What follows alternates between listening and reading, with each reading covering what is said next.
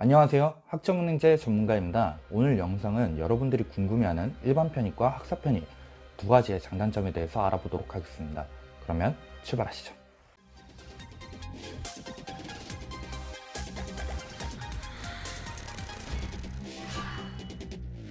일반 편입이 왜 학사 편입보다 어렵냐? 일반 편입 같은 경우에는 학사 편입과 다르게 전적대 수준이 어느 정도 있는 학생들이나 유학생 그리고 자퇴하기 아까운 전적대를 가지고 있는 인서울권 학생들이 많이 나옵니다. 이 말은 기본적으로 영어와 수학에 대한 베이스가 있는 학생들이 일반 편입에 많이 참여를 한다는 건데요.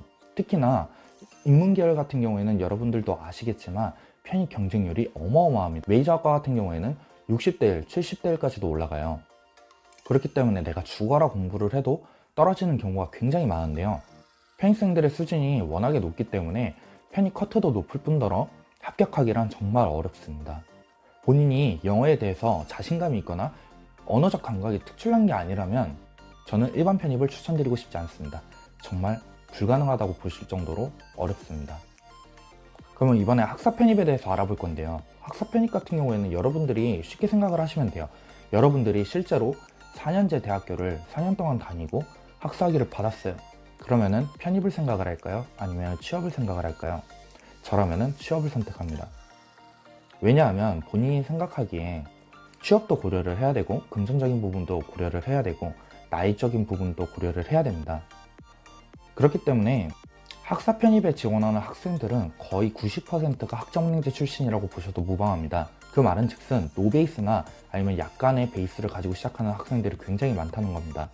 그렇다면 여러분들이 생각하기에 일반 편입에서 베이스가 없는 본인과 베이스가 있는 인서울권이나 전적대가 높은 학생들이 붙는 거와 학사 편입에서 노베이스 대 노베이스가 붙는 거, 어떤 쪽이 조금 더 수월할까요?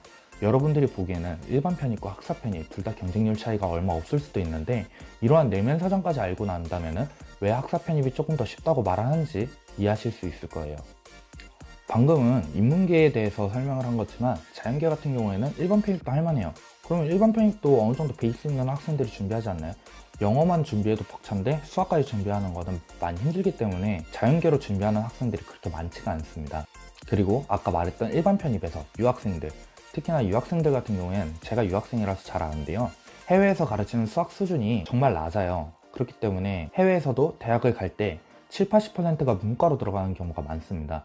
그러면 이 학생들이 편입을 할 때에도 자연계로 할까요? 아니면 인문계로 할까요? 본인이 자신 있는 영어라는 과목에 대해서 공부를 하지 기본적으로 수학까지 더 하려는 학생들이 많이 없어요. 왜냐면은 고등학교 3학년 수준도 안 되는 수학 실력 가지고 편입수학까지 들어오겠다? 대부분 안 하죠. 그렇기 때문에 자연계열 같은 경우에는 일반 편입도 어느 정도 할만한데요. 조금 더 수월하게 하고 싶다면 학사 편입으로 지원하는 것도 한 가지 방법입니다. 마지막으로 일반 편입과 학사 편입 둘 다 모두 장단점을 설명을 해드릴 건데요. 일반 편입 같은 경우에는 대다수가 2학년을 다니고 있는 학생이거나 다녔던 학생들이 준비하는 경우가 많습니다.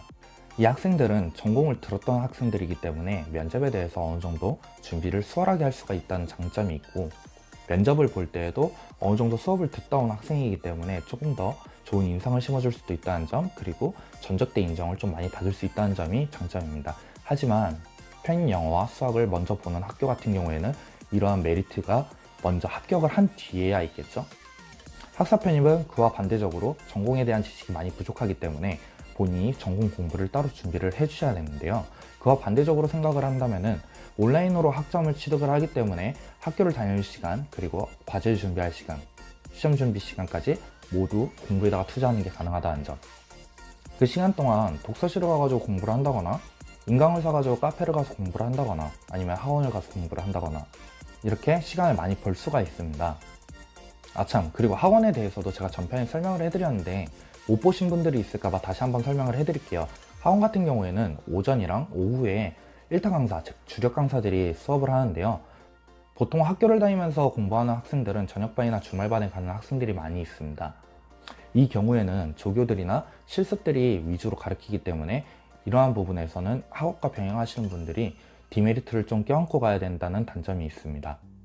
그러면 지금까지 일반 편입과 학사 편입 두 가지의 장단점에 대해서 알아보았는데요. 더 궁금하신 점이 있다면 아래 댓글이나 카카오톡으로 연락을 주시면 제가 상담을 도와드리겠습니다.